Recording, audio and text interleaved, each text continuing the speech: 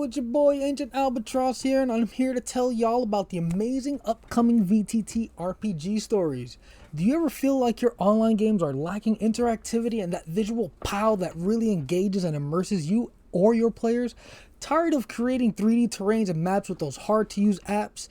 Need an easier way to create content for marketplaces? Then you need to get in on RPG stories.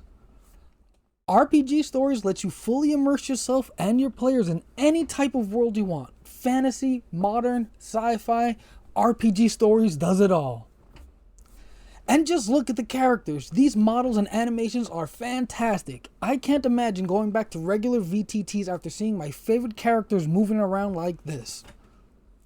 And my gosh, look how easy it is to make detailed terrain and maps. Not only that, you can easily fill the world with quests and other details. One of the coolest things though, is that you can export everything you do within your game. 2D images, 3D models for 3D printing, and you can even export your entire game as a module. Everything exported this way belongs to you, and you can share, even sell these wonderful things you've created with RPG stories. So what are you waiting for? Hit that special Cypher Unlimited link down below to back RPG Stories and let them know the CU Boy sent ya.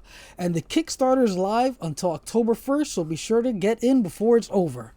And now, on to the show. Hey yo, it's your boy Ancient Albatross here again with the Cypher Unlimited crew -1 unfortunately, but tonight we have the lovely Alpha Dean, or simply Dean. And just as a quick reminder, if you haven't already, be sure to follow us here on Twitch and subscribe to us over on YouTube. We are so close to 1,000 subs over there, about 25 or less now. And yeah, we really appreciate every single sub.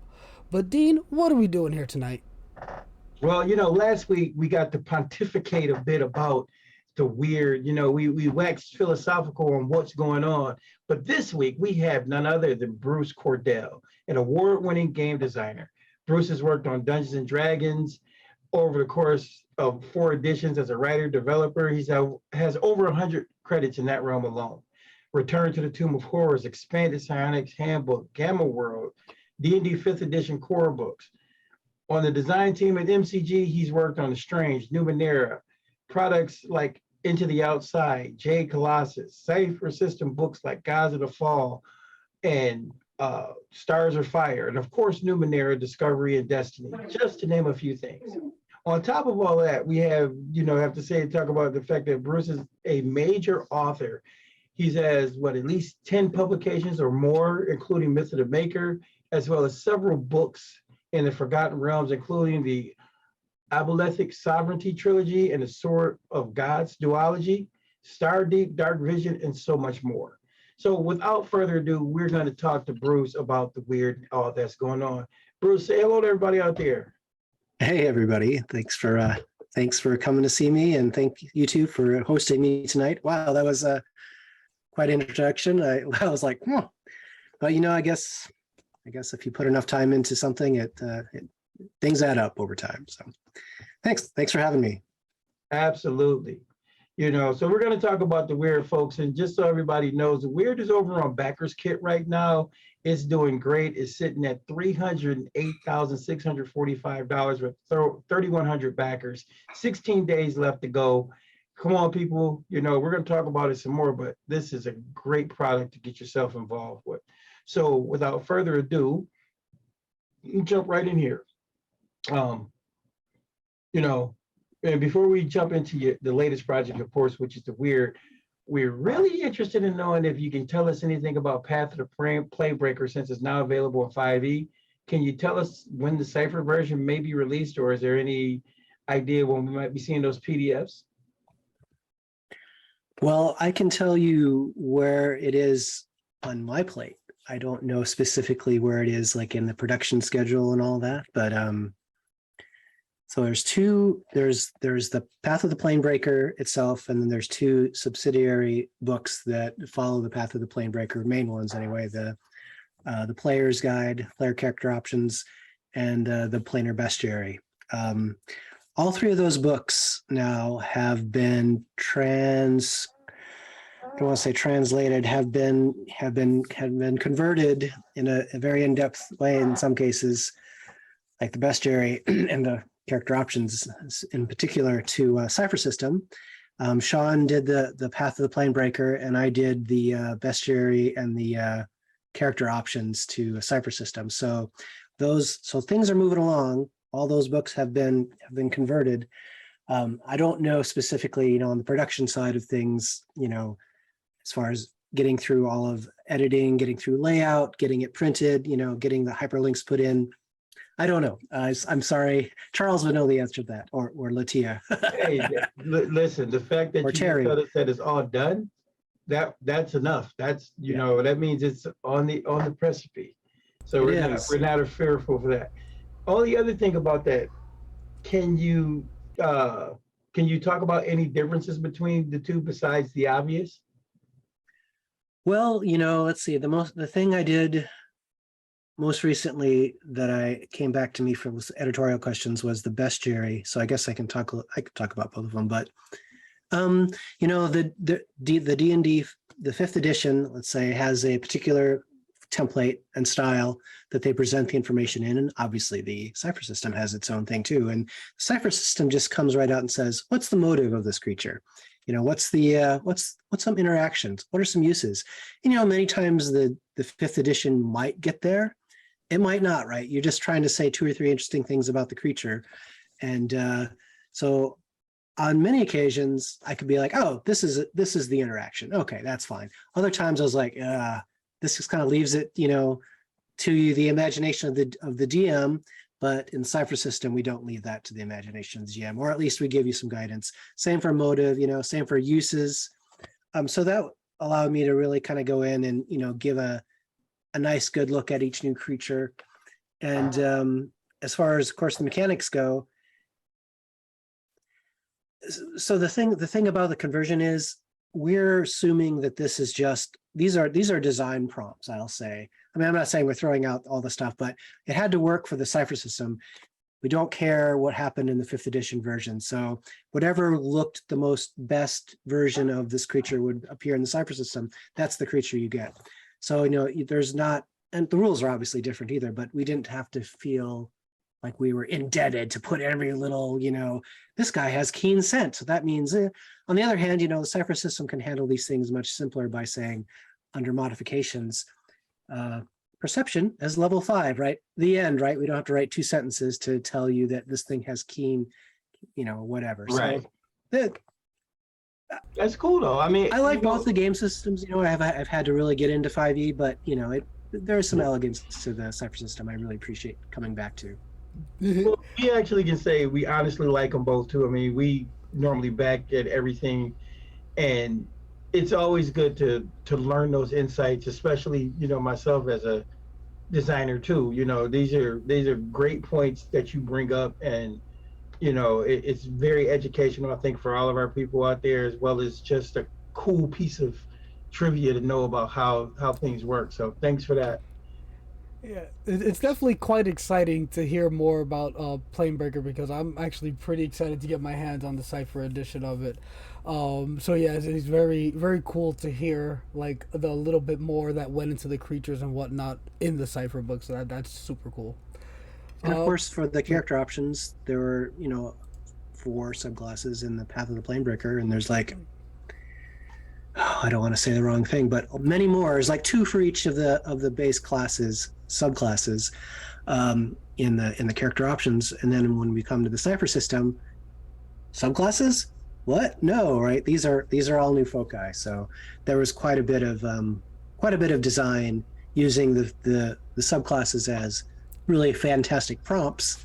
But yeah, it's exciting. That's always exciting too. People love their character options, so to hear that there's something going on with the subclasses and whatnot, oh, that sounds amazing. But yeah, moving along here. So Monte Cook Games has always been known for crowdfunding projects, and it's usually done on Kickstarter.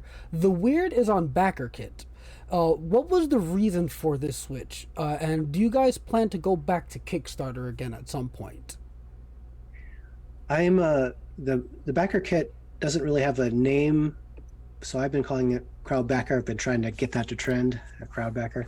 But I can speak from what I think, and I've heard people talk about why we've done it. And one, it's experiment, right? It's we wanted to see how it would work, and we've seen other people kind of come over here and had varying levels of success. And so we wanted to see what we could do and just to see how it would work. And we were in a good enough position to make this experiment. So that was nice. And two, Backerkit has been handling all MCG's fulfillment on the back end for, years now. So it wasn't like we're completely new to this company. In fact, we have a pretty good relationship with Backerkit. So it made the experiment all the more something, we wanted to check into. That said, MCG is not interested in saying from now on we will only do X or only do Y, right? So I certainly wouldn't be surprised if, as the company as a whole, decided to try a Kickstarter in the future. I mean, it's certainly not ruled out by dipping our feet into a CrowdBacker. Nice. Yeah, that's definitely something seem to overlook when they talk about the shift Monte Cook Games is doing from Kickstarter to Backerkit just for this one project. That you guys have been involved with Backerkit for a while. Like it's not something technically new, though it's new to the site. But again, it's not a new company for y'all. So it's awesome to see y'all trying out things with this company you already have a relationship with. Yeah, it's nice.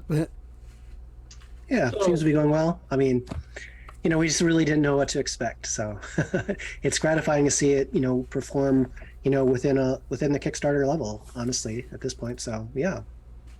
Well, I think a lot of it has to do with brand recognition. MCG, you guys always put out great products, and Thank you.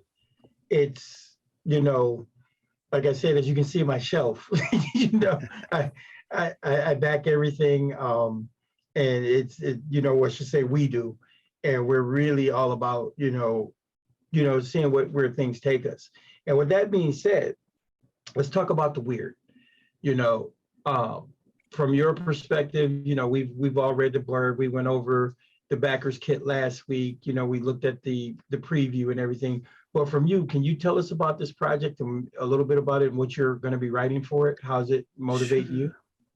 This is something, this is Monty's, Monty comes up with almost all the stuff we do, right? Or it has his hand in it, but the weird is something he conceived, completely. And from what I understand of his perspective, when he wrote Numenera 10 years ago, we remember it was called The Weird of Numenera, and the aesthetic that he really loved about the setting and still loves about the setting is the weirdness of it.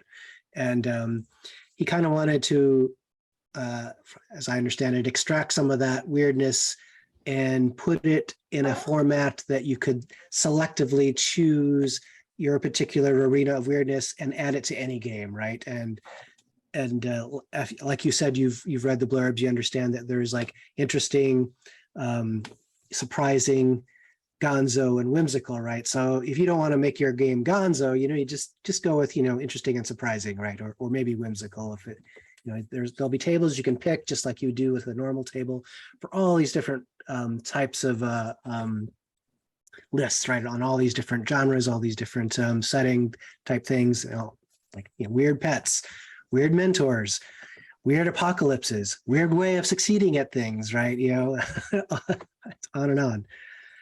And have I kind of answered your question there, or? Well, absolutely. It makes it makes perfect sense, in that respect. But what does it mean to you? And Well, I've been working with Monty directly now in the company since 2013. Obviously, I've worked a lot on Numenera and appreciate the weird, and so excited about this product. But two, I'm actually now been working. Most of my time has been completely devoted to this project now for last 2 weeks. And the thing about this is, though, that it's not going to be, just Monty and me writing this or, anything like that. We're actually going to try. I actually spent a little bit of time setting up these shared documents that all of us can access simultaneously in a way that won't screw it, override it, so we can actually do the first true MCG Design Jam. And so we're going to have at different times, different designers kind of coming in and contributing their own particular weird ideas to all these various lists that are already pre-populated, right? And all these different documents, Airflow type, Excel type sheets, not Excel, but yeah, and it's pretty exciting. So far, like I said, I'm the one who has like time in my schedule just to slowly, put my, think about these things. But for me, it's kind of this interesting opportunity to work in a way that I wouldn't normally work. Normally, right, you come up with an idea about a thing, you write a paragraph or two about it. This is an idea about a thing, and then another idea about the thing, and another idea about the thing. Like today I was working in a few different lists. I don't want to like fill out the entire however many 100 or 200 things that appear in a thing. I only want to do like 10, 20, maybe 30 at a time. Then move on, because I have to burrow my way into a particular mind space. But then you can be like, what weird excuse, well, I had to hide the body first. The whispers told me not to, right? You just kind of go down these paths, and it can be really exciting, but it can be really tiring, right, on the brain. By the end of the day, you're just like, okay, it's time for me to go to bed, because it's a very dense sort of design work, if you see what I'm saying. Mm-hmm. Well, I'll be honest with you. This it actually sounds like it's exciting, and it sounds almost like, instead of just being a writer on this project, it's almost like being, a producer almost. It's almost like you're setting up pathways and everything else, and everybody gets to walk in those paths. So it sounds phenomenal. It's a great thought experiment. And I'm excited to see. Oh, sorry, go ahead. No, I was just going to say it's super exciting to hear that basically all of MCG is dipping their toes into a little bit of, contributing to this, which, again, when it's something like this, the weird, like, I could feel like everybody could have something to contribute to this. And I'm just so excited to see all the ideas everybody has. Right. Right. And we don't want to just be filling out lists to fill out lists, right? We want, we want all the each idea to be, at least within its classification, to be interesting at the very least, right? Or to be something that, we don't, and we're not going to iterate.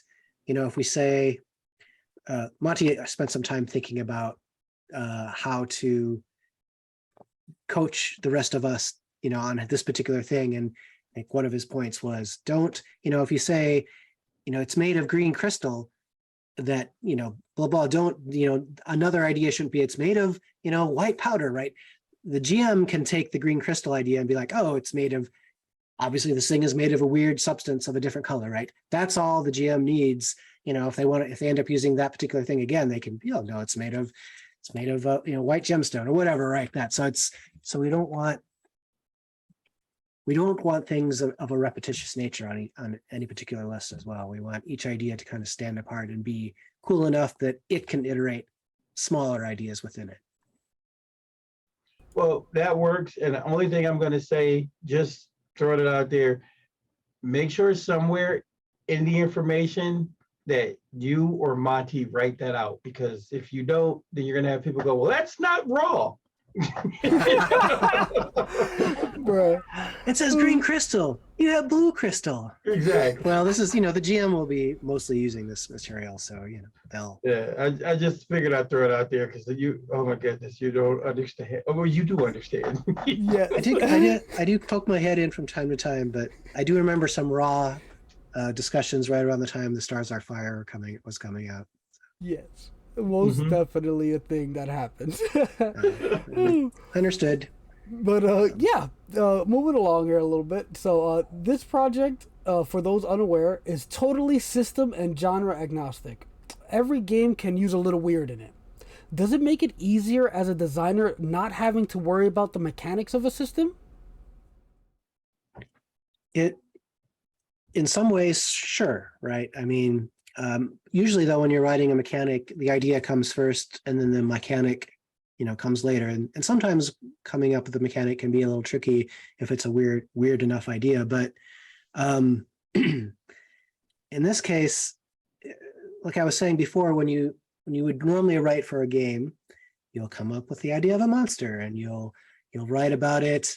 Maybe it has a weird shtick. You'll write some some paragraphs about a paragraph about that. Then you'll write the mechanics. So you end up feeling really good about the overall page worth of design that you spent the last 45 minutes to an hour working on.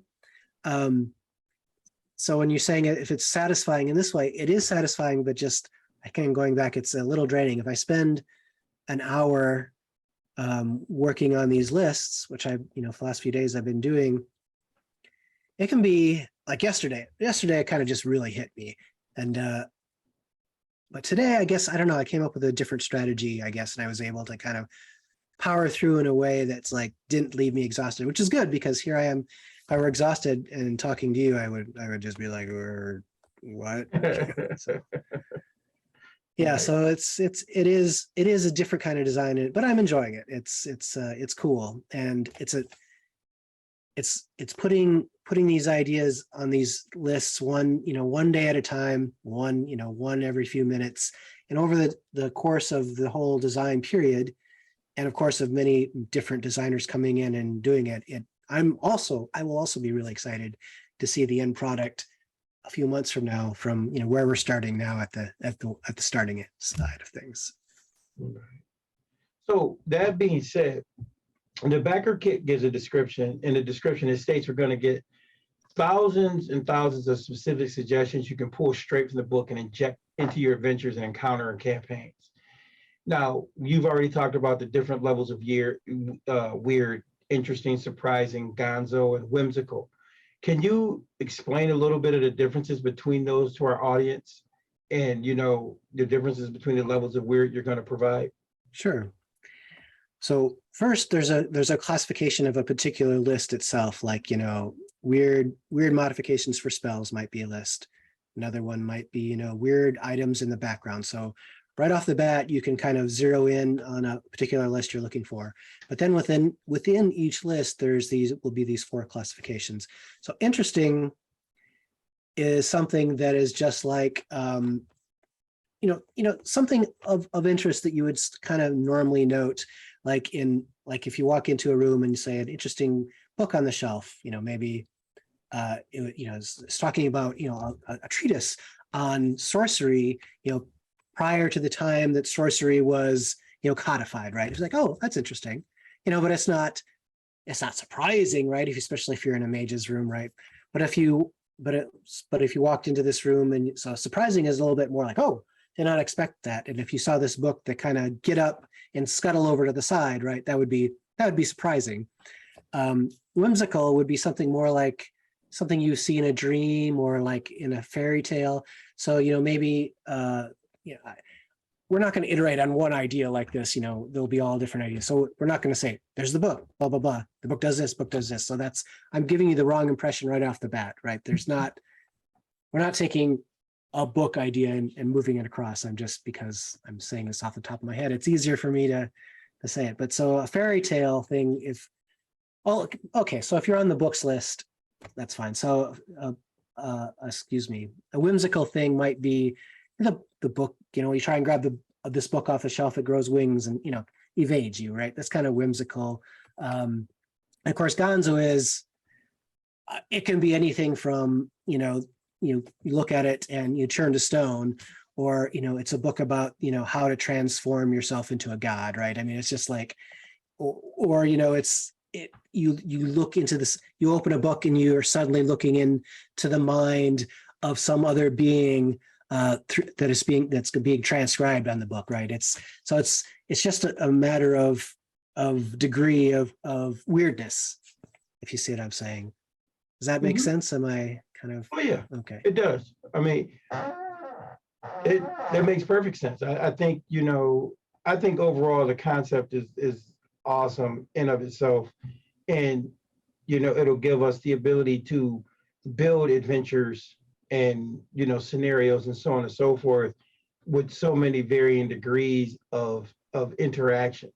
So because you can, I think it'll be a great way, like if you just wanted to build an adventure and have it run down the gamut of just being a little bit different. So you could use a lot of the interesting points that you're offering, things to inject those interesting aspects in versus. Yeah, the interesting things is just kind of, in a way, just adds a little bit of texture to like what you're doing. And you can do it on the fly too, if you're just running the game. And you haven't necessarily figured out what's all in this tavern, but you can be like, oh, interesting people in a tavern, right? And be like, well, blah, blah, blah. And that kind of gives you 3 interesting things you could say. Whereas normally you'd be like, oh yeah, there's a tavern and there's a bartender. Exactly. Polishing, they're polishing the glassware. Right. And that's what I'm saying. So the next thing over, if you just wanted to have, like, if you think about like some of those genre specific things that we were into, you think about like if you were doing like a old gangster movie and you had supernatural elements in it, but you had this one bar, you brought up bar, and the bar has all these whimsical things like, they've got fairies for waitresses, they fly around the room and bring you your drinks, and you've got, the bar stools decide to move because they don't want you to sit on them or whatever. Mm-hmm. So I get it. It makes a lot of sense, and it's very inspiring just in general when you start thinking about it in that respect. I better make sure that that's one of the lists. Does that mean Dean's gonna get a credit and that would be well. I mean, we're coming up with new lists. I mean, there's already Monte has come up with a lot of like at least 100 lists that I do. That's amazing. But while you jot that down, I just want to say that it is super cool to see that the weird was broken down into these 4 categories, because when you think of something weird, these, like for me personally, I would never have thought to separate weird into these different categories. And the fact that they're presented as such, like Dean said, is super inspiring. We can play off these things so well. We can flesh out scenes, even come up with full new scenes off some of these things. It's super cool to see that it's broken down that way. Yeah, I mean, it's not like all of us who are GMs can't come up with interesting and cool, weird ideas. It's just that we're pre-doing the hard work of months ahead of time, right? So and to provide kind of a little bit of an inspiration for GMs. So yeah, no, I think it'll be really useful. I mean, I to this day, not all the time, but every so often, I'm like, oh God, I need some weird ideas for this encounter. And I'll be like, I came up with table after table after table in Jade Colossus for weird stuff in a dungeon-like scene, right? Or a Numenera style ruin. And I won't ever take anything off those tables directly, but I will be like, oh yeah, that something like this that will inspire this idea. So yeah, it's a really useful tool to have. Yeah, I could definitely see people of all who play any system, any setting, having like a GM would have an awesome time using this to fluff out or flesh out their scenes or whatever have you. It's just from the preview, I'm stammering here. I'm so excited. Like the preview had me so like I didn't look at the preview before our stream, and I looked at it on stream, and oh my gosh, it's amazing. If you haven't looked at the preview, everyone out there, go look at the preview right now. It's amazing. But that being said, NPCs, creatures, places, magic items, gear, spells, abilities, names, appearances, backgrounds, plots, structures, vehicles, and even player characters each are getting a chapter in the weird, which sounds super exciting. Will there be any advice on how to incorporate them into specific systems or settings? Into specific systems? I'm not sure. I don't think so. I think there'll be advice on how to use and incorporate these things, but since they're not, yeah, there's a +3 broadsword here. It won't be mechanical stuff like that. It'll be like there's a sword in here that is feeling down, right? And in order to use its power, you have to talk, give it a pep talk. Gotcha. I guess the better that is a good one, but I guess the better question with this would be, I guess with settings, will there be like little advice things on how to use these in certain settings? I don't know the answer to that right off the top of my head. I probably should have pulled open the book. That's not what I'm working on. Let's just say that. Gotcha. Okay. I think generally speaking, yes, because there'll be advice on how to use the classifications, right? And each particular chapter will tell you if it's for any genre, if it's for a fantasy genre, if it's for a sci-fi genre, if it's for a horror genre. So yes, I mean, it'll be easy enough just to be like, I need some horror ideas for this haunting. I need a haunting. Here's the haunting chapter under horror, and there you go. Nice. If you see what I'm saying, it won't be, the advice will be use an appropriate list for what you're looking for. Makes sense. Maybe All right, there'll be cool. more, and I just don't.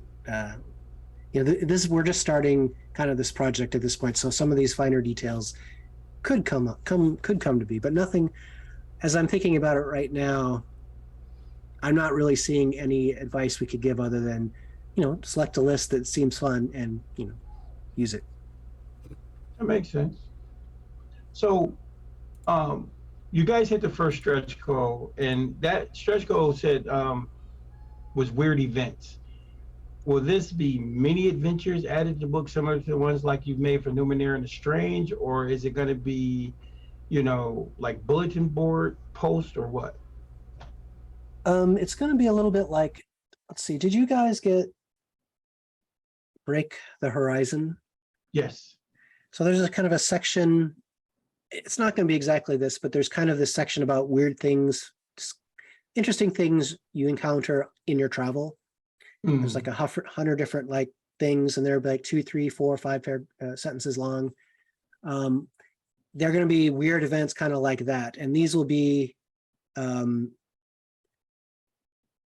it'll be akin to that. I haven't written any yet because we've just unlocked that as a stretch goal, but that's my understanding of what they'll be like. No, they won't be like, they'll be a little bit more than a single line, right? It'll be like 3, 4 sentences that kind of describe more of an event thing rather than just. Now, with that being said, will they be categorized as well? Interesting, surprising, gonzo, and whimsical? I don't know the answer to that. That's an interesting question. Let me pose that to the design team at our next meeting. Yeah, we haven't written any of those yet, so that's an interesting. Glad we can help. Yeah. Thanks, Dean. Getting a lot of notes from us tonight. I mean, it depends. It could just be and then we'll have to take a. Probably. I don't want to say definitely, but that makes sense, doesn't it? Definitely. Ooh, but yeah. And real quick, before you ask your next question, now, just so everyone knows, if there are any questions from the audience, please put them up in chat right now. We're gonna codify them and ask them afterwards. So, feel free. You just want to throw it out there again for those in the chat. Yeah, I definitely have collected a couple already. So yeah, I saw it. That's why I brought it up. Awesome. But yeah, next question here. So not only are you getting a ton of features already with the weird, like dice, miniatures, 2 deck sets, weird deck, and the site deck, you also have a completely new Numenera book called the Glimmering Valley included as well. Can you tell us a little bit about that book? I thought I knew a little bit about that book because Monty is something that he definitely wants to write, and 6 months ago or so he ran us through a Numenera campaign where we were just starting off, and it was very weird. And so I asked him a few days ago because I knew you guys had asked me what questions, if you could touch on that at all. I was like, oh, so Monty, the Glimmering Valley, it's probably going to be something along the lines of this thing. That was kind of a play test a long time ago, right? He's like, no. So all I can tell you about the Glimmering Valley is that it is going to be a place to start a new Numenera campaign from, and it'll provide a lot of details for your players to get them going, stories, backgrounds, and because it's Numenera, it'll be weird, right? And it's our 10th anniversary, Numenera's 10th anniversary specifically, and MCG of course follows Numenera. So it seemed like a good opportunity to kind of give everyone a new place to start a new campaign, or newcomers who maybe. I really enjoyed our starter set, but it doesn't really start you on a campaign, and the Glimmering Valley promises to kind of give you a good start on the campaign. Okay, and and that's awesome. I mean, you just touched on it, but so kind of like the last question was, will the weird and the Glimmering Valley be able to use together? Oh yeah. And I mean, in the sense that the weird can be used with any game, any RPG. So yeah, if you start off and I don't know what the scenario is going to be, so just pretend, this is, for example, if you're in your weird campaign and you have to go and journey into crevice in the earth, you can pull up on the weird and be like, weird, what are some weird mishaps that happen here and there, and be like, oh, okay, right. I mean, obviously in a pre-written adventure will have things already to give you guidance, but there's no reason why you can't add a little texture, like I was saying before, to weird things up, add interesting things. The I mean, the gonzo things hopefully won't kill off your characters or stuff like that, but there's always the opportunity that gonzo things could really make things be like, whoa, what the heck. nice. Yeah, I definitely feel like Numenera is a perfect fit for Gonzo. Like, depending on the area, yeah, or the tone of your game, but yeah, generally speaking. So with all that being said, Bruce, is there anything else that we may have missed touching on or whatever that you would like to, tell our audience about the weird or about this project in general? I think that I already touched on that. I'm looking forward to seeing what everyone's contribution is and how it's all pulled together. I think that'll be really fun. In past projects that we've worked on, a lot of times, we'll have a lead designer, but the lead designer will say, okay, I'm going to work on this, you're going to work on this, and we'll talk about some stuff, but we each write our own chapters. Everyone will be contributing to everything. So that's exciting. I'm excited to see how that works out. Nice. All right, Al, you want to Yeah. hop onto the community questions? So yeah, now that we've finished up our main line of questions, we're gonna dive into some questions here from the audience. Uh, yeah, so we'll start with Dog Oil or Assy Stardust from the Discord server, and they ask, would MCG ever consider a weird periodical PDF? A weird periodical PDF. I think that I don't know exactly what that means, but so I'm not sure we would consider that. I apologize. I think that. Oh, go ahead. No, I was gonna say I imagine they mean like maybe something once a month like a couple of new lists or something like that. Basically, new stuff each periodically, quote unquote. So whatever time frame that entails, but that's definitely an interesting idea. Yeah, no, I like it. I think that given the resources, that would be possible, but I think what we're planning on doing is just putting our effort into this particular book. That said, for a long time we had a Twitter called the Weird of Numenera, right? And we put like 5 weird ideas out every week, of which me and Monty and Sean wrote many of them. I think Sean might have done too when he came on, and that went for many years. So it's possible we could do something like that again. On the other hand, that Twitter is still out there, right? Anyone can go look on Twitter and look at the Weird of Numenera and get a backlist of many weird ideas for Numenera in particular. Nice. So our next question is from W Godfrey 34. Godfrey, but I can actually tell you Bruce's answer is probably going to be yes. But at any rate, it said, will we be able to use the weird for cool recursions in the strange and we are all mad here? No. I was wrong. What? Amazing. No, that's a very good point. That's a good question, because yes, the strange has its own quality of weirdness, but any RPG where interesting things are happening and you want to bring up the interest level, bring up the level of your characters going, what? Is something you can use. So the strange, oh yeah, please. And of course we're all mad here.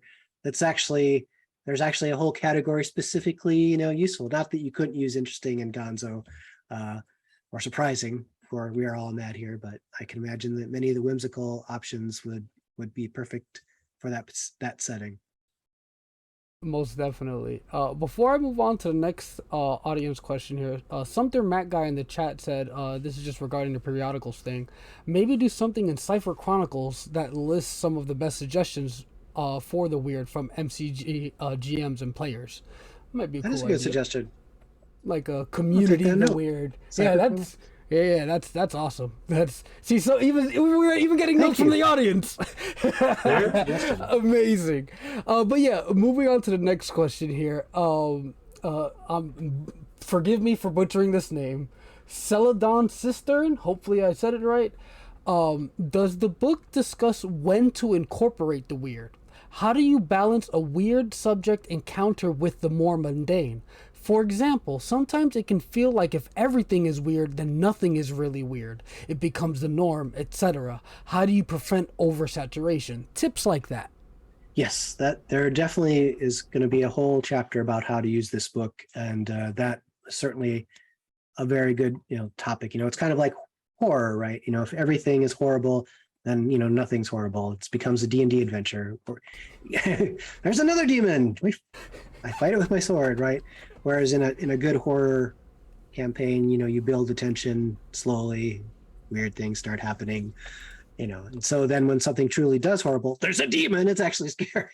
Of course, the setting has a lot to do with that. But yes, there'll definitely be good advice and good suggestions on how to incorporate this stuff, and not, as the questioner says, doesn't oversaturate it with it. Right.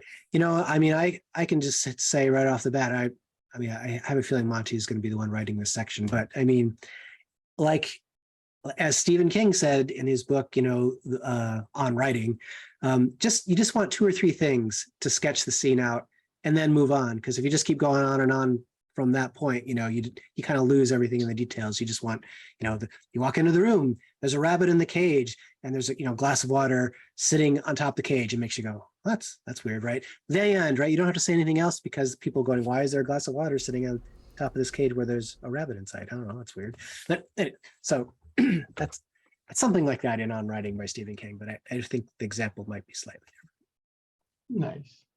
So Green Machine 214, he says, after the brainstorming phase, what will be the process like for refining and editing this kind of grab bag of weird stuff? And how will playtesting work if that applies? I think that lately, the last couple of years, we always have a development phase, and often Sean is that developer, or if he's written something, I will be the developer. In this particular case, Monty will be the developer.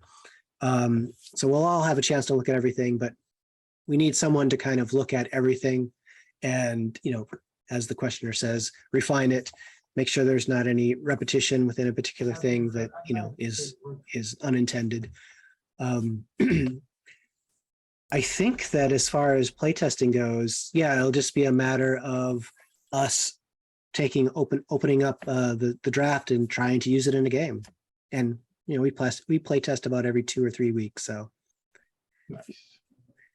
Although often it's just weird mechanics or something, but yeah. So and then we have one last audience question from someone who's not really in the audience, kind of. Well, he's part of our team. Anthony actually had a question in the audience. I don't know if you saw in the chat earlier, but he was sipping a mojito or something in a pool. Pina colada. Pina colada. There we go. In Hawaii. He's in Hawaii. He left us behind. But either way, he asked, and it's a question because you're working on the weird, and this would go perfect with the strange, but has working on the weird given you the itch to write more of the strange? Can't blame a brother for asking. I do sometimes have the itch to write more of the strange.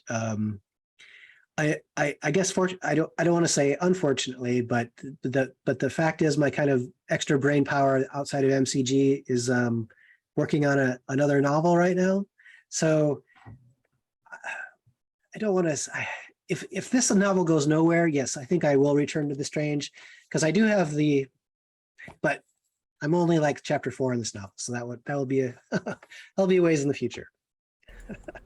Just the fact that you even mentioned stuff, someone needs to clip it because we get so many like people talking about wanting more of the strange and all that stuff. So from the horse's mouth, it is a possibility. Oh, it's definitely a possibility. I consider it every 3 or 4 months. I'm like, should I do some side stuff on the strange?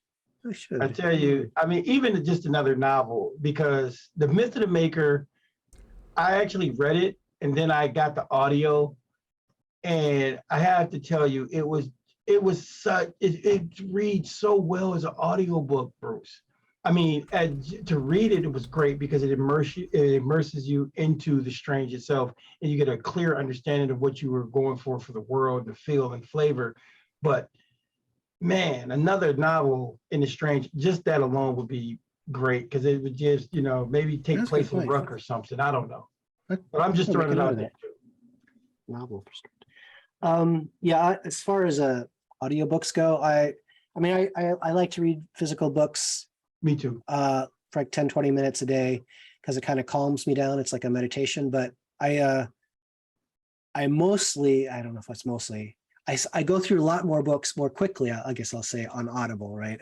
I'm walking the dog, I'm driving someplace, if I'm doing yard work for a couple hours, an audiobook, a well-read audiobook is just magical. So I'm glad to hear you enjoyed the audio version of the Myth of the Maker. Listen, awesome. it was perfect because I think it ran at just about 11 hours, and I work a 12-hour day. So it was like a perfect Oh, wow. book for that day. So yeah, I loved it. So that being said, any more questions from the audience? Oh, we got one quick question, which we could just throw it out there. This is also from Dog Oil again, and it's a nice simple question. What's the book that's recently given you the most inspiration? That I have Read or Yeah. written. I'm assuming read. I think read. I believe it would be the Yeah, it word. makes more sense if I read it. Gosh, I tend to really like science fiction books. I don't know why, over fantasy. And I recently started reading a lot of Adrian Tchaikovsky books. The Children of Earth I just finished, thought it was really great. There's another author, Elizabeth Bear, and she has written some of my favorite science fiction books. I recently read she's written a couple, they're called the White Space novels. And they're pretty fantastic. She's got 2 out, probably going to reread them in preparation for the 3rd one. They're really well written. She also writes in the realm of fantasy, and she's got a trilogy out that I've started reading that she's really done the characters well. I also I like Charles Stross. He's got a few books out that are on my back burner. I need to listen to. I'm about ready to take a long drive across country. It's like a 29-hour drive when you count in all the charging stops along the way. So I have like several books queued up to listen to. So some of these books will be listened to as I'm driving. I'm excited. You driving a Tesla? I do have a Model 3, yeah, from 2020. I got it 2020, March 5th. And then like next few days, lockdown. So I haven't really driven it that much. I have made this trip once before. I drive from the West Coast using all the charging stations to the middle of the country where my parents and I grew up as a child. So I'm going to do that again. And that's kind of a nice opportunity just to be alone, no pet responsibilities, no anything, just listening to books and yeah. Oh, that's awesome. I'm always interested when someone has a Tesla because I work for there. I work for Tesla. Yes. Oh, I knew that. So you have one? Last time you told me that, I was like, wow. Yeah, it's pretty interesting. And we're actually starting to get the battery reman, at our facility. So I'll be working on batteries and stuff. That's very exciting. But I should talk to you offline sometime about that. Sure. I'm always very fascinated about that stuff. Yeah, I can talk about that, but but major thing we build is what you're talking about, the charging stations. We build the units for the charging stations. We build, and I built one of the most integral pieces. Nice. That you, That's I pretty owe you a cool. lot. The country owes you a lot because electric cars, they're the future. My partner, she just got an electric car too, not a Tesla. We went through kind of this electric car buying service, and she got like a used car for pretty reasonable, considering electric cars are pricey and used cars are pricey. But, Right. and I said, this doesn't have to be your next forever car. This just has to be a new car, a car along the way. And she's like, okay, I'll get a Chevy Bolt Nice, nice. with Yeah. the new battery in it, right? Because they had to recall the batteries. But Yeah, we're gonna be getting Teslas here eventually too. But like I said, it's just nice, with the 2020 model that has almost a 300, just over 300-mile range on a charge, if I remember correctly. yeah, I think mine's down to like 220 or something like that. The one I got was started off at like 250. I came in at the base model, Oh, but okay. it's been a wonderful car. So Well, as long as you're loving it, that's awesome. So with all that being said, we did digress and diverge from sorry about that. what we were talking about, the weird, but hey, it'll all work because now we can add some weirdness to like Tesla engines in there and we'll have some fun with that. But if you like us and you like what we do, you can join our Discord. We have the largest fan-run Discord server for all things Monte Cook Games, with games being run at all times a day, and I mean all times. If you're not a fan of Discord, join our Facebook group. It's not as big as our Discord, but it's still plenty of discussions to be had. Subscribe to us on YouTube. And if you ever miss one of our Twitch shows, we just let you know our shows will always be free. We're trying to get to 1,000 members over there on YouTube, and we're really, really, really close. So we would really appreciate that subscription. If any of those things not your thing, give us a little donation on Coffee. Our videos, again, will always be free, but these donations help with little things like our Zoom calls. And if that's not a thing, you can always buy some nice merch, Cypher Unlimited shirts and stuff. Go head over to our store. We have hats, notebooks, mugs, and we even have capes in the work. Show your love for CU and support us all at the same time. And as always, we love you guys. Yeah, so again, thank you everybody for stopping by and watching. It was a great talk. We learned some great stuff about the weird. Thank you again, Bruce, for coming on, telling us more about the weird.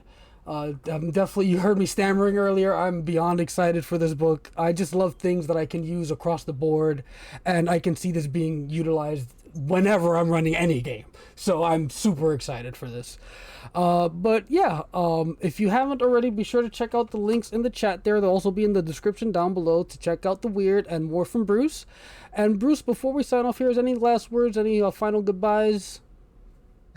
I just want to say again, thank you two, well, you three, only two of you are here, for having me on and for running this Discord, this wonderful group. I mean, it's great. We love you too. So, thank you very much. And yeah, and Dean? And oh yeah, the only last thing is next week, it's Charles coming on, correct? I think it's Bear. I'm sorry, yeah, Bear. I'm sorry. So next week is Bear Wider, everyone from MCG, the wonderful, wonderful art director, the guy that puts together this magnificent artwork and these awesome layouts for these books.